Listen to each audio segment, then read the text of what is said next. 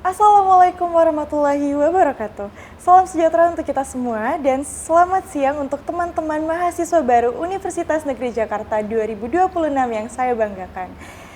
Perkenalkan, nama saya Tarisha Maudina selaku Duta Universitas Negeri Jakarta yang menjadi moderator pada siang hari ini.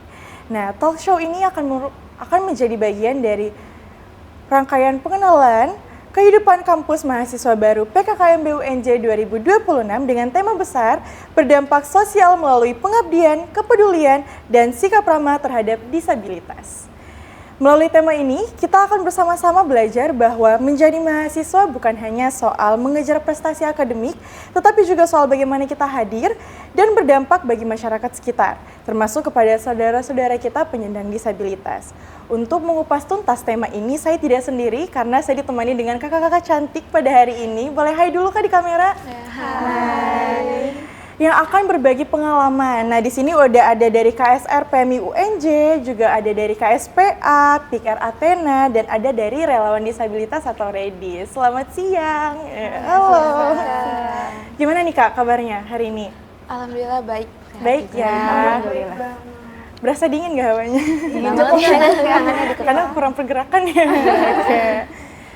Kan ini lagi libur kuliah nih Kak. Ini lagi kesibukannya apa berarti selama libur kuliah?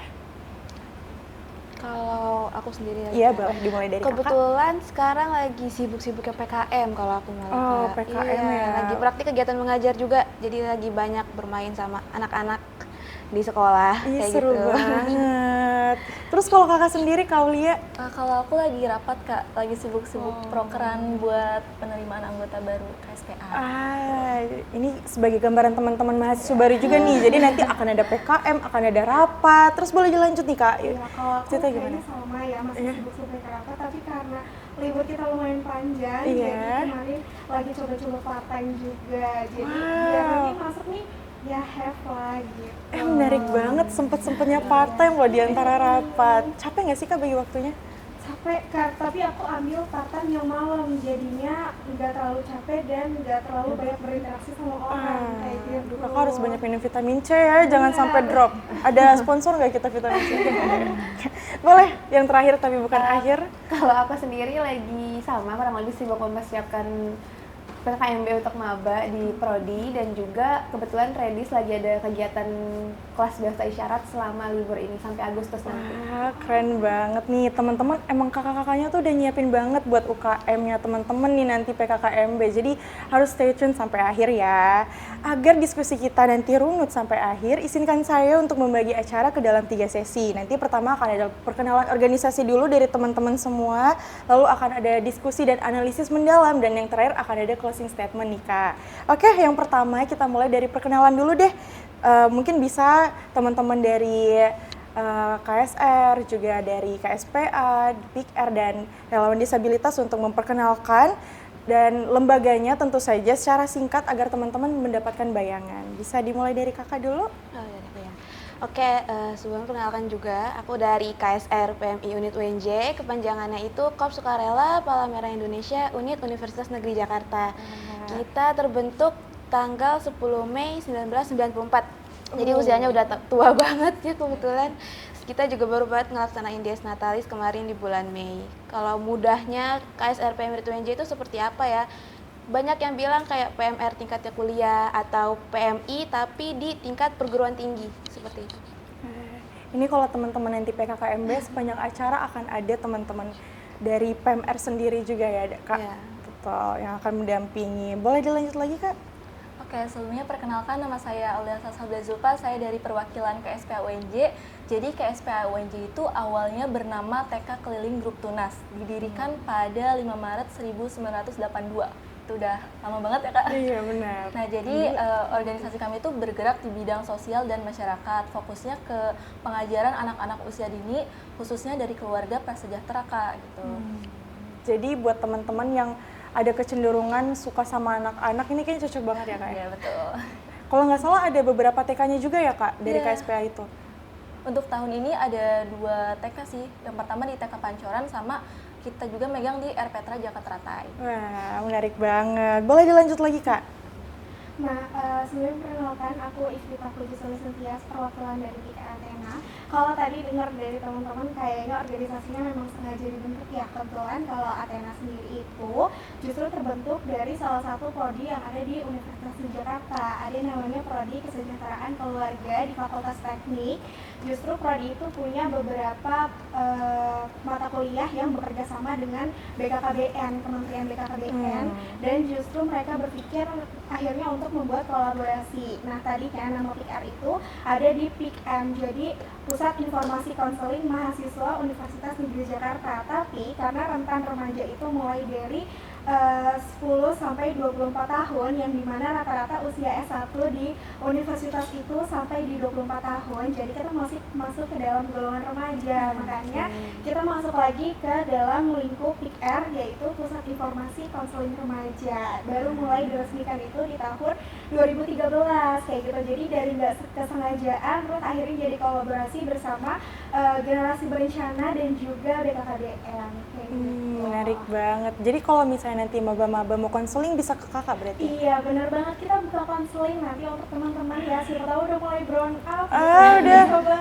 burn out banget tuh Kak. Biasanya Iya. masa peralihan dari SMA ke kuliah tuh rentan banget, Shock mental banget health-nya ya, tuh Kak. Bener. kena banget. Hati-hati teman-teman. Boleh dilanjut lagi yang terakhir? Oke, karena tadi denger udah cukup lama ya, kurang lebih kalau Redis tuh cukup baru dari tahun 2017. Itu juga masih awal-awal belum begitu eksis ya. Jadi awal mulanya tuh kurang lebih sama dari ketidaksengajaan.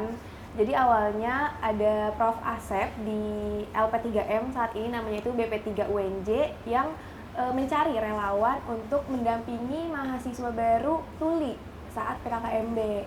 Nah, mulai dari situ ada 2 orang mahasiswa UNJ dari PKH 1, dari FBS 1, dan awalnya cuma 2 orang itu aja, cuma lama-lama jadi banyak. Dan saat itu mereka karena butuh koordinasi sama panitia PKKMB, jadi pakai nama relawan disabilitas. Jadi nama itu dipakai sampai sekarang, dan setelah mulai banyak relawannya yang ikut bantu mendampingi, jadinya mulai terkoordinir dan jadilah yang kita tahu sekarang relawan disabilitas Universitas Negeri Jakarta, atau biasa kami sebut Redis UNJ kayak gitu. Dan kami itu berfokus di bidang isu disabilitas ya, terkait mahasiswa disabilitas, dan juga kita melakukan advokasi, edukasi, pendampingan ke mahasiswa disabilitas, juga program-program kami yang menciptakan gitu, mendukung kampus yang inklusi untuk semua. Ini salah satu yang menarik ya tentunya, karena Universitas Negeri Jakarta sendiri sedang mengusung banget nih inklusivitas di kampus. Betul Ya Kak. Berarti nanti di relawan disabilitas sendiri akan mempelajari bahasa isyarat dan lain-lain. Iya, betul akan belajar, dan saat ini juga programnya lagi sedang belajar. Tadi barusan abis kelas bahasa isyarat. Baru banget nih. Iya. Ada yang bisa ditunjukin nggak ke teman-teman gimana sih gambarannya Kak? Bahasa isyarat? Iya. Oke. Halo semua teman-teman semua, kenalkan nama aku HANI, panggilan isyaratnya Hani. Salam kenal. Aduh, aku juga bisa sedikit. Oh, Kamu keren. Oke. Nah, terima kasih untuk seluruh perkenalan yang sangat inspiratif tadi. Dan sekarang kita masuk ke sesi kedua, yaitu diskusi dan analisis, di mana kita akan menggali lebih dalam nih makna pengabdian masyarakat dan kepedulian terhadap kelompok rentan. Nah, menurut kakak-kakak semua, apa sih makna sejati dari pengabdian masyarakat dan bagaimana peran kita sebagai mahasiswa dalam memastikan bahwa ilmu yang dipelajari di kampus nantinya dapat memberikan manfaat yang nyata bagi masyarakat sekitar? Bisa dimulai dari kakak dulu deh. Oke, Yang pertama. makna pengabdian masyarakat ya. Betul. Mungkin aku pribadi tuh pengabdian masyarakat tuh nggak harus selalu tentang hal-hal yang besar gitu. Nggak dimulai dari hal-hal yang besar, tapi bisa jadi dari hal-hal yang kecil sendiri, tapi dilakukan secara tulus, konsisten, dan akhirnya itu akan berdampak ke masyarakat. Kita kan sebagai mahasiswa itu bisa mempelajari berbagai bidang di perkuliahan ini, di kelas, di UKM, di organisasi gitu kan. Nah, mungkin akan lebih bermanfaat kalau ilmu yang kita dapat, waktu, dan kemampuan yang kita punya dari perkuliahan ini bisa berdampak ke masyarakat sekitar, bisa memecahkan permasalahan yang ada di masyarakat. Mungkin akan lebih berdampak kalau memang masyarakat tuh merasakan manfaatnya gitu, nggak cuma untuk kita aja. Mungkin kalau teman-teman pernah dengar kenapa IPK 4? Pernah dengar pertanyaan seperti itu? Karena 96-nya itu ada di masyarakat. Percuma kita punya ilmu yang cukup banyak ya selama perkuliahan, ada 4 SKS, 3 SKS, sehari bisa 9 SKS gitu kan. Tapi kalau misalnya ternyata ilmunya kita keep sendiri juga itu nggak bermanfaat. Jadi mungkin kalau di Redi sendiri pengabdiannya bisa dari hal kecil kayak mulai bantu mendampingi mahasiswa disabilitas selama perkuliahan, baik akademik maupun non-akademik, terus mulai peduli sama teman-teman disabilitas di UNJ gitu, karena mulai dari situ hal-hal kecil itu sebenarnya cukup berdampak untuk mereka dan akhirnya bisa membantu mereka tuh mendapatkan akses yang setara. Wow, menarik banget Kakak. Jadi memang sebaik-baiknya ilmu adalah ilmu yang bisa Benar. disebarkan. Waduh, kayaknya Kak Iftita udah kelihatan, saya mau ngomong. Gimana sih Kak Iftita menurut Kakak? Kalau menurut aku ya kurang lebih sama ya Kak, bukan tentang kita membuat suatu acara dan selesai lalu evaluasi, tapi lebih ke gimana apa yang kita buat itu juga berdampak. Ya, kalau dari aku sendiri karena aku juga prodi sebagai pendidik nantinya gitu ya.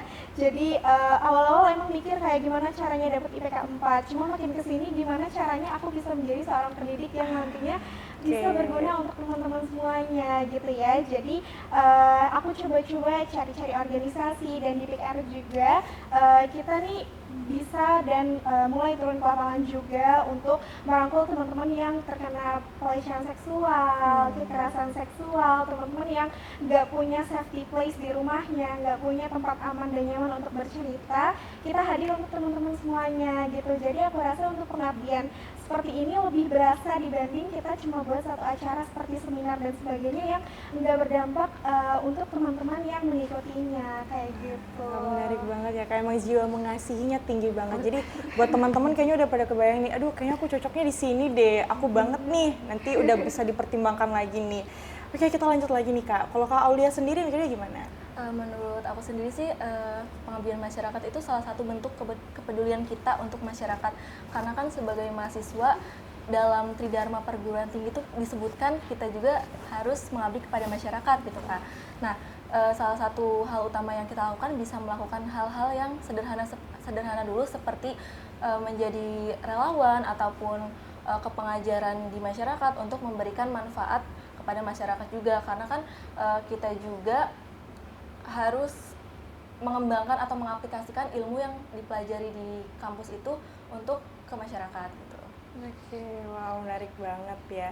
Kalau Kakak sendiri menurut Kak Ana gimana sih Kak? Ya, mungkin dari jawaban-jawaban tadi ya, dari Kak Hani, Kak Vita, dan juga Kak Aul, menurut aku bisa dilihat kalau orang-orang mungkin masih mempunyai stigma atau pikiran ketika dengar pengabdian masyarakat, sebuah kegiatan yang kita datang aja ke masyarakat, habis itu kita melaksanakan eval, bagaimana yang di masyarakat tersebut terjadi, ya udah, mungkin kita hanya membutuhkan sebuah laporan aja di Pengmas tersebut. Tapi ya dari menurut saya sendiri, menurut aku pribadi, pengabdian masyarakat itu bukan cuma kita turun lapang membuat laporan aja, tapi itu juga sebuah bukti nyata gitu loh kita sebagai mahasiswa. Karena kita tadi kembali ya di perkuliahan kita banyak belajar hal-hal yang setiap fakultasnya punya mata kuliah tersendiri. Di pendidikan belajar pengajaran, di teknik kita ada inovasi-inovasi tersendiri yang harus kita bikin. Ketika pengabdian masyarakat tersebut itulah sebuah tempat kita bisa memperlihatkan gitu loh apa sih yang udah kita pelajarin di kuliah ini gitu. Nah, nggak cuma kita melaksanakan turun lapang atau pengabdiannya aja, kita bisa langsung tahu oh ternyata tuh masyarakat membutuhkannya hal ini loh, seperti itu. Kayak mahasiswa FIP atau mahasiswa teknik tahu gitu loh, dari penerapan mata kuliahnya ke pengabdian masyarakat itu seperti apa. Kayak kalau di organisasi aku sendiri di KSR ini kita punya divisi terkhusus pengabdian masyarakat, kita sebutnya Pengmas. Kita juga melihat masyarakat ini membutuhkannya apa gitu. PMI juga tersendiri kan berfokus juga ke masyarakat ini butuh apa. Ketika bencana kita nggak semerta-merta cuma langsung kasih ini sebuah sembako atau ini kain bersih untuk kalian. Kita juga ada asesmen terlebih dahulu nih, masyarakat tuh butuhnya apa. Masyarakat itu ternyata lebih butuh logistik kali ini, bukan cuma sekedar pakaian yang bersih doang. Dari hal tersebut bisa dilihat kayak kalau diterapkan juga di dunia perkuliahan kita nggak cuma membutuhkan sebuah mahasiswa yang pintar secara ilmu, tapi juga punya rasa kepedulian gitu loh terhadap masyarakatnya itu tuh butuhnya apa. Seperti itu. Menarik banget ya. Bukan cuma ada tapi memang hadir di dalamnya. Aku mau gali lebih dalam lagi terkhusus untuk KSPA dan KSR nih Kak. Mengapa penting bagi mahasiswa untuk terlibat dalam aksi sosial dan kegiatan kemasyarakat? Bukan hanya fokus pada prestasi akademik pribadi. Menurut kakak-kakak sendiri gimana? Mulai dari Kak Ana dulu boleh. Mungkin tadi sama kayak yang di jawaban yang pertama ya, masyarakat itu gak cuma butuh mahasiswa yang paham secara teori, tapi kembali ke praktiknya. Tadi ini bilang IPK 4, 96-nya ada di masyarakat gitu. Betul. Oke lah, kita tahu teori 1 tambah 1 sama dengan 2, tapi bagaimana kita bisa mempraktikkan hal tersebut di masyarakatnya? Kita nggak bisa pilih salah satu aja sih. Kita memang masuk ke UNJ ya sebagai mahasiswa, tapi kita ingin meningkatkan kapasitas kita, keterampilan kita dengan mengikuti organisasi seperti itu. Jadi ketika ditanya bisa menerapkan aksi nyata, aksi sosial, tapi juga tetap berfokus pada prestasi akademik, kita nggak bisa pilih salah satu, tapi kita bisa mengkolaboratifkan kedua hal tersebut. Kita berfokus pada perkuliahan, bagaimana perkuliahan kita di Universitas Negeri Jakarta ini bisa kita terapkan di aksi nyata dan aksi sosial tersebut. Seperti itu. Wow, menarik banget ya Kak. Kaulia udah mulai giliran saya ini. Boleh Kak? Jadi kalau misalkan menurut saya itu mahasiswa tidak hanya fokus ke dalam prestasi akademik saja, tetapi juga harus membangun kepedulian sosial Kak. Karena kalau misalkan kita hanya belajar tapi tanpa aksi, ilmu itu tuh bakal sia-sia gitu menurut saya. Makanya kita diperuntukkan untuk pengabdian ke masyarakat agar kita juga bisa mengaplikasikan ilmu tersebut ke dalam kehidupan sehari-hari dan juga berguna buat masyarakat Kak. Benar-benar mahasiswa agen perubahan ya Kak. Beneran sih mahasiswa. Udah siap nih teman-teman maba semua menjadi mahasiswa. Oke, kalau tadi KSPA dan KSR udah, kita beralih ke Redis dan juga ke PIKR nih.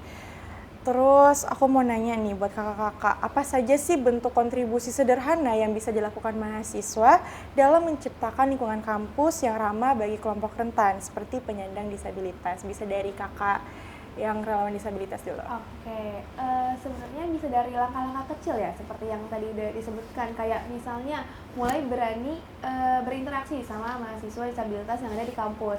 Ketika pas-pasan, coba aja tegur sapa gitu. Mereka akan merasa dihargai di kampus ini, nggak cuma mereka ketemunya sama yang tuli sama tuli, netra sama netra, tapi mereka juga merasa, aku dianggap di sini gitu, aku ada dan aku bisa mengakses semuanya yang mereka akses juga gitu. Jadi mulai dari coba berinteraksi, terus juga misalnya menawarkan bantuan ketika berpapasan sama mereka. Jangan balik lagi ya, kita kan makhluk sosial, udah pasti nggak bisa hidup sendiri gitu, nggak butuh kayak disabilitas harus dibantu, tapi memang kita sendiri pun pasti akan butuh bantuan gitu. Jadi coba aware sama lingkungan sekitar ketika melihat, coba peduli gitu, coba saling menghargai, menghormati, nggak memberikan stigma kepada penyandang disabilitas di lingkungan kampus. Jadi mulai dari hal-hal seperti itu mereka akan lebih merasa bisa gitu di hidup bersama kita semua, mengakses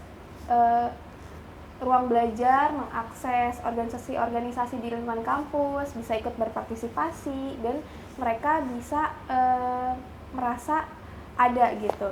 Mungkin dari hal seperti itu. Jadi ketika kita mulai seperti itu, mulai melakukan hal sederhana seperti itu, akan lebih berdampak lagi kalau memang itu dilakukan secara bersamaan gitu. Jadi bukan hanya Redis aja yang melakukan hal-hal itu, tapi coba mahasiswa lainnya juga mulai melakukan hal yang sama. Sivitas Akademika, Tendik mungkin gitu kan. Terus dosen-dosennya juga mulai bisa aware, mungkin cara belajarnya diubah, metode pembelajarannya diubah, atau pendekatannya diubah. Jadi mereka bisa merasakan hal yang sama seperti kita semua kayak gitu. Jadi sebenarnya inklusif itu kan bukan untuk disabilitas aja ya, tapi lansia atau kelompok rentan yang lainnya gitu kan.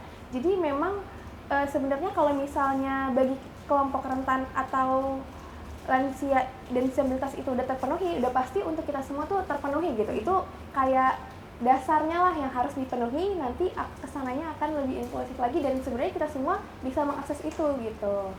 dimasukin gitu kan dari hal kecil dulu. Betul, aku setuju banget sih, apalagi Universitas Negeri Jakarta itu menerapkan 5S ya Kak, ada senyum, salam, sopan, santun, dan segala macam. Jadi kalau kita berpapasan dengan teman-teman semua, jadi ada hendaknya kita mungkin senyum atau menyapa, itu hal-hal kecil yang mungkin sering terlewat ya Kak, karena udah burn out sendiri. Nah gimana sih Kak, Iftita bisa kasih nih Kak tipsnya Kak?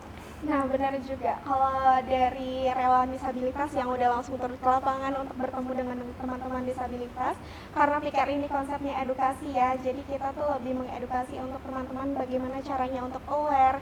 Jadi jangan sampai teman-teman dari disabilitas itu cuma merasa mereka dijadikan topik, tapi bisa jadikan mereka untuk benar-benar hadir di antara kita gitu ya. Pengalaman aku kemarin waktu mahasiswa baru, justru teman-teman yang dari disabilitas juga mereka masih bingung nih harus kemana. Nah di situ kita mulai gali lagi topik-topik dari disabilitas dan mulai kita angkat dari PKR Athena ini. Jadi gimana caranya kita harus aware, kita harus berbaur, kita juga membantu. Jadi sekiranya nanti kita bertemu mereka di jalan atau berpapasan di kampus dan ada hal-hal yang sedikit menyulitkan mereka, mungkin bisa dibantu gitu ya.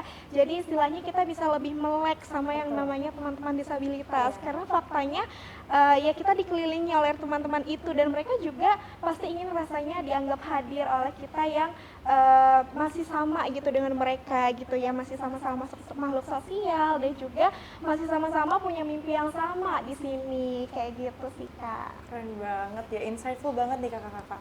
Ini juga harapan kita buat teman-teman nanti yang baru masuk, nggak cuma dari kakak-kakak yang ada di sini, tapi teman-teman juga bisa menerapkan dari hal-hal kecil.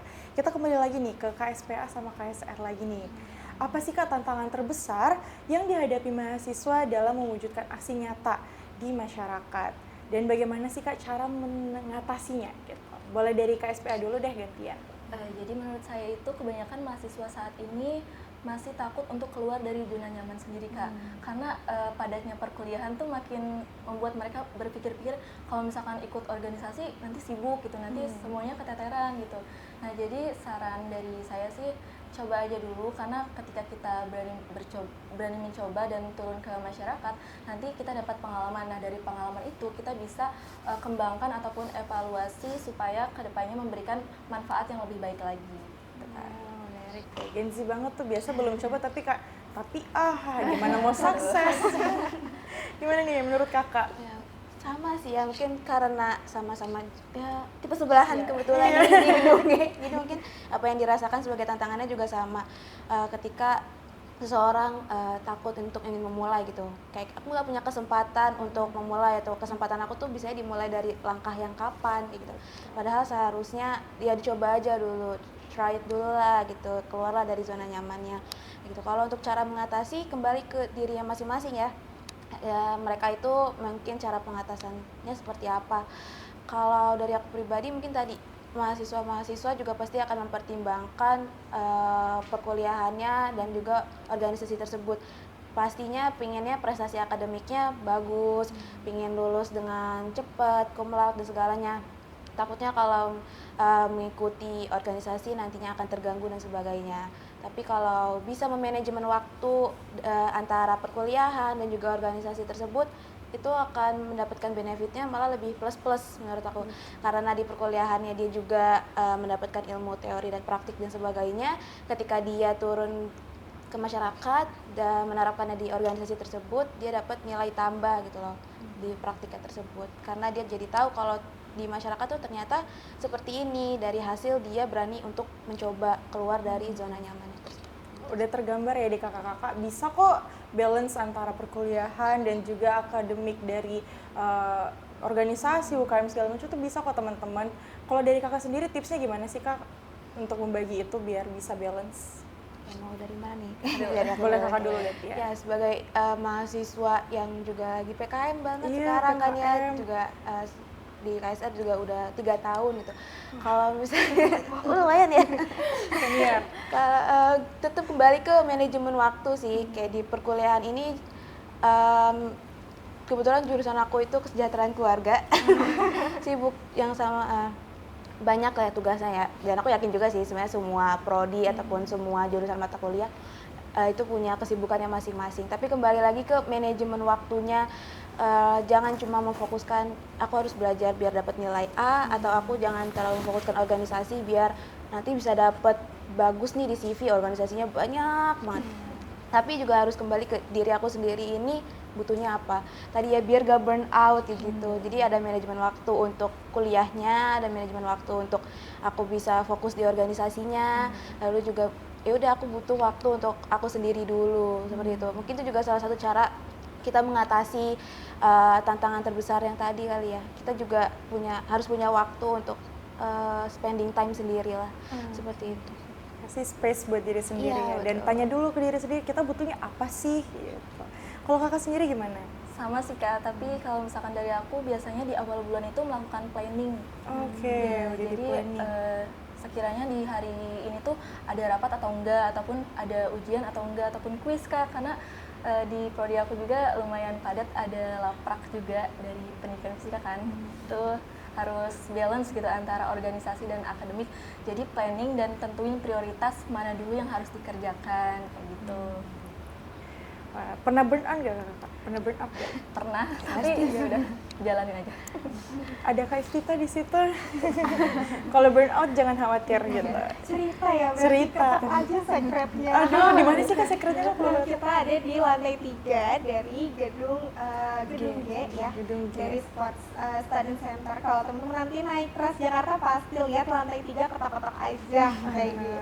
Itu buka dari jam berapa sampai jam berapa Kak? Kita cuma dari jam 9-an terus sampai di sore aja, jadi sekitar jam 5. Jangan ketok-ketok jam 8 malam deh. Ya teman-teman, Kasian teman-teman. takut Kalau yang buka bukan kita. jadi merinding kayaknya dingin deh. Kalau PR tadi udah nih Kak, sekretnya kita hampir lupa. Yang lain tempatnya di mana sih Kak? Kalau boleh tahu sekretnya dari Kakak relawan disabilitas di mana Kak? Oke, kalau relawan disabilitas itu sekretariatnya ada di Gedung Ki Hajar Dewantara di kantor BP 3, lantai 3. Kalau misalnya mau main-main boleh akan lihat.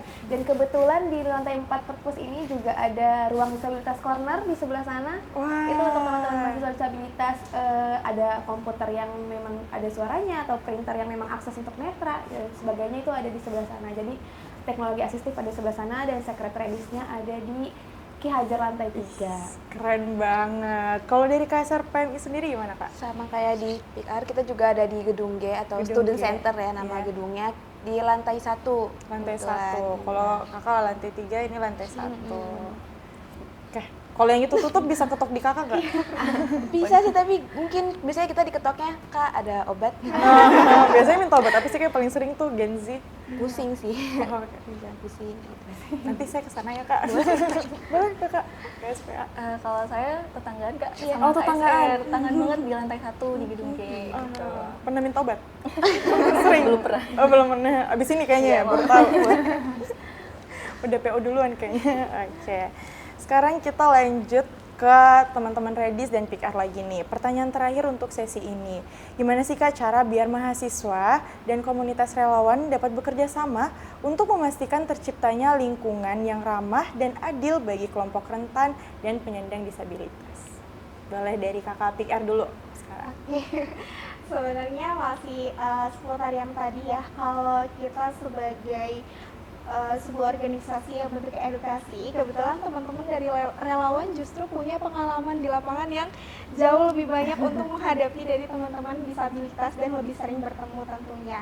Jadi menurut aku sendiri ya, kita tuh lebih baik bentuk kolaborasi karena dari materi dan juga edukasi yang kita punya juga dari teman-teman relawan yang sudah terjun langsung ke lapangan kayak gitu. Jadi yang tadi aku bilang, jangan sampai jadikan teman-teman disabilitas itu sebagai topik ataupun acara ya yang biasanya kita buat nih biasanya berbau-bau disabilitas. Justru daripada kita menjadikan mereka topik, lebih baik gimana caranya menjadikan mereka merasa hadir dan ada di tengah-tengah kita semua kayak gitu. Jadi kayak gitu ya, gak cuma ada di edukasi, teman-teman relawan justru pastinya lebih punya pengalaman yang banyak. Jadi kolaborasi yang lebih penting itu menurut aku. Boleh nanti kita collab kali ya? Iya boleh banget. Aku boleh ikut collab nggak? Dari Duta UNJ. Boleh kakak, sekarang lanjut. Oke, kalau dari Redis sendiri, kolaborasi antara mahasiswa sama Redis mungkin bisa mulai ikut program-program Redis, atau mungkin bisa ikut dengan Redis nih di awal tahun nanti gitu. Itu bisa dari situ nanti kalian akan belajar gimana cara interaksi sama mahasiswa disabilitas. Jadi mulai paham dan juga mulai aware sama mereka gitu. Jadi mereka merasa dihargai. Dan mungkin bisa juga bantu kayak yang tadi aku bilang, dari hal kecil aja, dari diri kita dulu sendiri, mulai menerapkan hal-hal yang 5S tadi, terus juga mulai tegur sapa, mulai menawarkan bantuan ketika berpapasan. Karena sebenarnya FYI ya, di UNJ itu cukup banyak mahasiswa disabilitasnya, dan sekitar 160-an gitu ada. Dan yang maba tahun ini yang daftar kemarin penambah disabilitas ada 132 gitu. Wow. Jadi memang cukup banyak, termasuk UNJ itu termasuk yang banyak disabilitasnya. Jadi mungkin kalian akan sering beberapa kali mungkin akan berpapasan sama mereka, coba ditegur sapa, coba diajak kenalan, coba interaksi, coba ditawarkan bantuan. Ketika memang mereka butuh, mereka pasti akan senang gitu kalau misalnya memang ada yang menawarkan bantuan. Dari hal seperti itu bisa ikut program-program Redis, atau mungkin ketika nanti Redis ataupun PIKR ada open relawan, collab atau open relawan, mungkin teman-teman bisa ikut nih relawan gitu, volunteeran, siapa tahu jadi bermanfaat untuk semua, terus bisa jadi pengalaman teman-teman juga kayak gitu. Berarti emang sering collab ya kak? Enggak juga sih, belum. Ini kakak mengusung. Bisa, mungkin inilah mahasiswa agent of change, betul. Agen perubahan kan kak, kalau belum pernah ada diadakan. Betul. Keren banget sebenarnya ya. Ya kayak. Aduh, ini aku baru ngobrol sebentar aja udah dapat banyak banget pemahaman serta pengalaman dari kakak-kakak ya. Apalagi teman-teman yang ada di rumah yang sedang menyaksikan ini, semoga sampai akhir nggak ada yang ngantuk dan cukup terhibur, karena nggak terasa kita udah hampir selesai kak, udah di penghujung acara. Tapi sebelum kita tutup nih, aku mau tahu dong closing statement dari kakak masing-masing. Apa sih pesan terbaik yang bisa kakak-kakak sampaikan terhadap mahasiswa baru agar berani mengambil peran dalam menciptakan ruang yang inklusif? Bisa dari kakak dulu, dari kakak Ana. Mungkin mau mengucapkan selamat datang dulu untuk mahasiswa-mahasiswa baru di kampus lingkungan kita ini, Universitas Negeri Jakarta. Ketika kalian sudah memasuki dunia perkuliahan UNJ ini, pastinya kalian akan bertemu banyak sekali orang dengan latar belakang yang berbeda-beda. Tapi jangan jadikan itu sebagai sebuah hambatan, jangan jadikan itu sebuah halangan, malah jadikan itu sebagai sebuah acuan, patokan, picuan, sebuah kekuatan bagi kita semua untuk bisa menjadi seseorang yang punya rasa kepedulian terhadap sesama, terhadap kelompok rentan, kelompok dia penyandang disabilitas, seperti itu. Tunjukkan kita sebagai mahasiswa yang punya rasa peduli, menghormati dan menghargai, dan ingin berkolaboratif dan berkembang bersama. Seperti itu. Boleh lanjut lagi Kak Aulia, gimana menurut kakak? Oke, selamat datang buat mahasiswa baru angkatan 2027. Jika nanti sudah masuk kuliah, pesan saya optimalkan kuliahnya dengan baik dan diisi dengan kegiatan yang positif ya, tentunya seperti organisasi atau kepanitiaan, guna mendukung relasi kedepannya juga agar menjadi lebih baik lagi. Terus jika kalian menyukai dunia anak-anak dan kepengajaran, jangan lupa cek di IG KSPA untuk info selanjutnya. Kakak boleh dikasih tahu juga nggak IG-nya apa? IG-nya kalau boleh. KSR PMI? Oke, kalau tadi di KSPA di IG ya, di KSR juga kita punya Instagram KSR PMI Unit UNJ, itu boleh dicek-cek IG-nya. Selain Instagram kita juga punya media sosial lainnya, ada YouTube, TikTok, Facebook, sama di X juga. Kita juga punya website ksrpmiunj.org. Wah, berarti Bisa kepo-kepoin ya. ini kalau Kak podcastnya kurang nih Kak, bisa langsung ke KSR PMI juga nih teman-teman. Boleh sekarang di Kakak Iftita. Oke, kalau aku sendiri sebenarnya ya sekali lagi selamat datang teman-teman semua. Selamat bergabung di keluarga Rawamangun ya. Jadi kalau aku sendiri untuk teman-teman nanti sebagai mahasiswa baru, jangan pernah merasa kecil ketika teman-teman masih bertitle mungkin mahasiswa baru ya, baru masuk. Jangan takut untuk ngambil perubahan, karena perubahan nggak harus dari ketua organisasi, nggak harus dari ketua BEM ya, nggak harus dari ketua-ketua dan juga jajaran-jajaran yang tinggi, tapi perubahan sekecil apapun akan terlihat kalau memang teman-teman yang melakukannya kayak gitu. Jangan sampai terbawa arus, ikutin apa yang menurut teman-teman benar gitu ya. Jadi selamat mencari relasi, jangan sampai teman-teman menganggap bahwa sebuah relasi itu tidak penting, tapi faktanya di lapangan memang relasi adalah sesuatu yang sangat kita butuhkan sebagai makhluk sosial dan juga sebagai mahasiswa Universitas Negeri Jakarta. Jadi jangan bosan untuk membuat perubahan teman-teman. Wah, keren banget. Nah, sekarang yang terakhir tapi bukan akhir, boleh Kak Hani? Oke, kalau dari aku sendiri itu untuk teman-teman semua, sebelumnya selamat datang di Universitas Negeri Jakarta. Keren banget udah bisa masuk UNJ, walaupun mungkin biasanya disebut second choice atau last choice.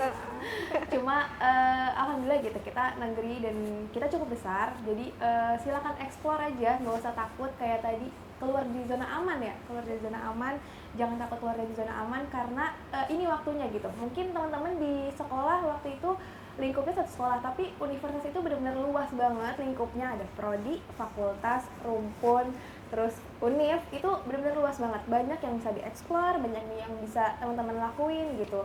Salah satunya dari Redis itu juga open volunteer gitu nanti di awal tahun. Jadi kalau misalnya memang tertarik sama isu-isu disabilitas, tertarik sama pendampingan teman-teman disabilitas, boleh banget ikut relawan disabilitas di tahun depan. IG-nya itu ada relawan disabilitas UNJ. Nanti di awal tahun ya Kak? Kalau Iya, relawan betul, disabilitas. di awal tahun. Kalau PIKR kapan Kak open registrasi? Oke, kalau PIKR nanti kita open registrasi ada di bulan September teman-teman. Jadi stay tune ya, yang teman-teman nggak perlu ikut, tapi kalau teman-teman butuh tempat, butuh cerita, butuh perlindungan, kita selalu ada untuk teman-teman, untuk perempuan-perempuan juga ya, we stand for women. Jadi jangan sampai takut kalau teman-teman merasakan apapun yang nanti tidak nyaman, boleh banget diceritakan. Kita juga open untuk DM, kalau teman-teman mau ada di @pikrathena, R-nya 2, UNJ. Nanti teman-teman bisa DM aja atau isi form untuk cerita di kita secara langsung. Kayak gitu. Abis ini kalau ada DM aku tolong dibalas ya Kak. Kayaknya aku juga DM abis ini. Aku duluan ya. Banjir gitu ya. Boleh, kalau kakak KSPA nanti open volunteernya kapan Kak? Atau open registrasinya kapan? Kalau misalkan dari KSPA sendiri biasanya setelah PKKMB Kak. Jadi pas waktu pengenalan univ itu kan ada stand-stand nih Kak, booth dari KSPA. Di situ bisa teman-teman langsung tanya-tanya aja gimana cara daftarnya dan apa persyaratannya gitu kan. Oke, kalau kakak KSRPMI kapan Kak? Kebetulan kita udah mau mulai running juga kemarin di bulan Juli untuk open recruitment juga, penerimaan calon anggota barunya kalau kita menyebutnya, tapi bakal mulai benar-benar full oprek itu ada di bulan Agustus. Jadi mungkin nanti untuk mahasiswa-mahasiswa baru, terus juga kita gak cuma maba sih kebetulan, 2024 juga boleh, 2025 juga boleh, mungkin boleh di stay tune aja di akun media sosial kita tadi yang di KSR.PMI.UNJ. Ih, keren banget ya, ini pasti teman-teman udah mulai menentukan pilihannya. Aku suka anak-anak mau kesini tapi aku mental health banget nih, tapi kayaknya aku lebih mau berdampak ke relawan disabilitas, atau teman-teman suka kesehatan bisa langsung nih. Nanti akan ada di booth-nya masing-masing pada saat PKKMB ya kakak-kakak, bener nggak? Aduh, seru banget sih diskusi hari ini. Makasih banyak ya kakak-kakak. Ini aku sangat merasakan insight-nya, semoga teman-teman juga merasakan hal yang sama. Dan dari diskusi hari ini kita belajar bahwa menjadi mahasiswa bukan hanya soal meraih prestasi pribadi, tetapi juga soal bagaimana kita hadir dan sebagai agen perubahan sosial yang peduli terhadap sesama dan juga turut menciptakan lingkungan kampus yang inklusif dan ramah bagi teman-teman yang rentan, seperti itu. Semoga apa yang telah dibagikan menjadi bekal dan motivasi bagi kita semua, khususnya adik-adik mahasiswa baru. Selamat datang di Universitas Negeri Jakarta untuk mulai mengambil langkahnya setelah ini, dan juga sekecil apapun itu kita bisa mengabdi kepada masyarakat. Sekali lagi saya ucapkan terima kasih kepada kakak-kakak. Ya, terima kasih. Terima kasih juga kepada teman-teman mahasiswa baru yang telah mengikuti sampai akhir podcast kita hari ini, talk show kita. Saya Tarisha Maudina Putri Cinta selaku Duta Universitas Negeri Jakarta tahun 2025 pamit undur diri. Wassalamualaikum warahmatullahi wabarakatuh.